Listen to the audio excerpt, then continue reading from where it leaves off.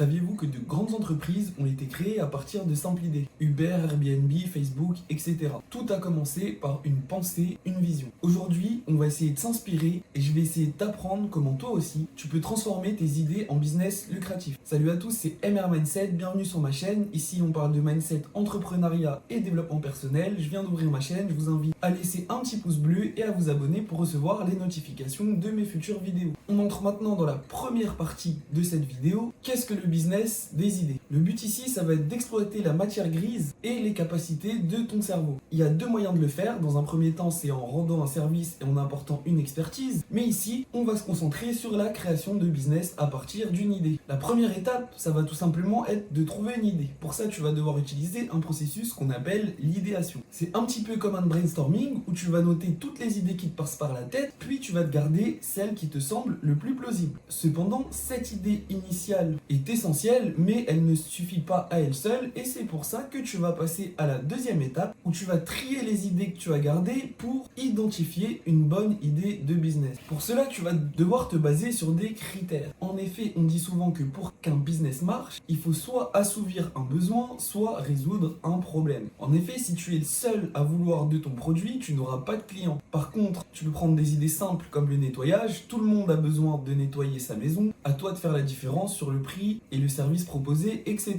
Je t'invite également à réfléchir à ta propre situation lorsque tu vas sélectionner l'idée de ton futur business. Si tu as l'envie de créer un nouveau médicament, il y a peut-être trop de barrières à l'entrée sur le marché, ça nécessite peut-être trop d'argent au début, donc pense aussi bien à sélectionner une idée en fonction de tes compétences et de tes moyens. Pose-toi également ces deux questions essentielles. Est-ce que le service que j'apporte a de la valeur? Est-ce que des gens seront prêts à payer pour ce service? Étape numéro 3 et étape la plus importante, c'est le passage du concept à l'action. Il faut savoir qu'on a tous les mêmes idées, on appelle ça le cerveau collectif, donc on puisse tous dépenser, mais ce qui va faire la différence, eh bien c'est au niveau de la réalisation.